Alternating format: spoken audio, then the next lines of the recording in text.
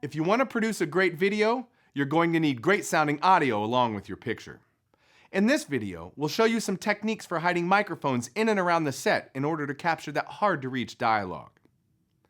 The term plant mic refers to any microphone that is planted in place, as opposed to being boomed or worn on the body. It could be a shotgun mic that is clamped just outside a frame, such as behind a door jamb or suspended above the frame line in a corner of the set. We can also hide tiny lavaliers on walls or behind tabletop props in order to grab dialogue from areas in the set that might be difficult or impossible to boom. Unlike a boom mic, where the microphone follows the actors, a plant mic requires that the actors travel to the mic. Any type of microphone can be used as a plant mic. It all depends on what you're trying to record. For dialogue, a mic with a lot of reach and sensitivity would be ideal. For loud sound effects, a simple dynamic handheld with short range and low sensitivity might be the ticket. The thing to remember about hiding mics within the set is that the mic only has to be invisible to the camera lens, not the actors or the crew. It's easy to stage a mic behind a prop or set piece in order to block the view from the camera. For example, an ottoman or a magazine rack would make it easy to rig a mic or pick up dialogue from an actor in a reading chair downstage where a boom mic might be out of the question. In a dining room, where the chandelier prevents overhead booming, a shotgun mic could simply be hidden to the side of the actor below table height. The skirt of the tablecloth blocks the mic from being seen by the camera. Imagine a boudoir with lots of mirrors that would reveal the boom pole from anywhere in the room.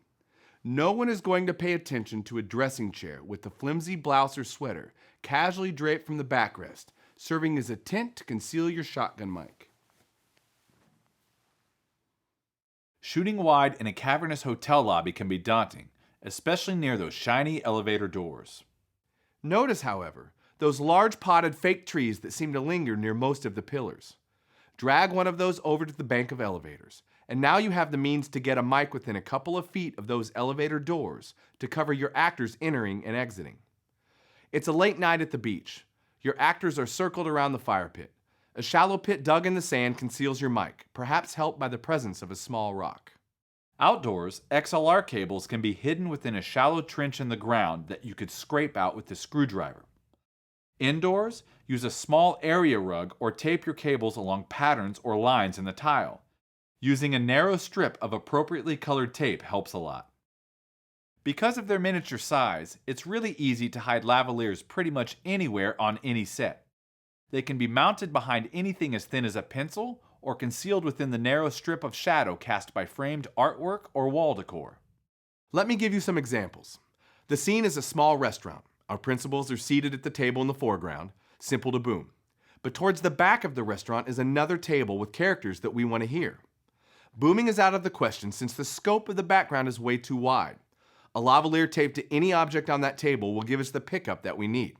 Or why not really turn the plant mic into a plant mic and hide it in a flower centerpiece? Plant mics are great to use along lit walls where boom shadows would be a problem, or deep in the set where the frame gets too wide. Here are a couple of things to pay attention to when using lavaliers as plant mics. Don't tape the mics directly to walls, furniture, or the sides of props. Footsteps or any physical contact may create vibrations that easily carry along those hard surfaces and transmit straight into your microphone.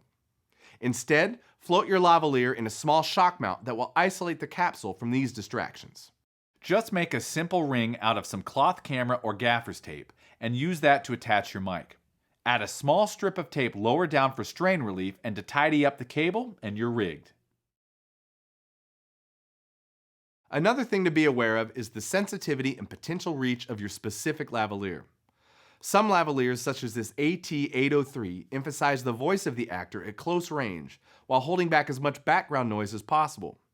This lav could work as a plant mic if the actor is able to lean in and speak closely into the mic, such as with a prop telephone or intercom.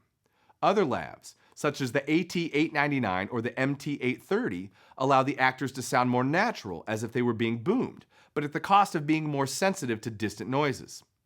When used as plant mics, they can reach up to 4 or 5 feet away and still provide broadcast quality dialogue.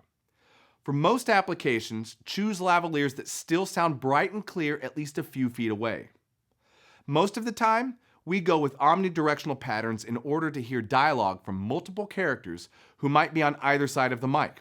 Other times, the use of a directional lavalier, such as the AT898, allows you to treat this mic like a miniature shotgun and aim it in just one direction.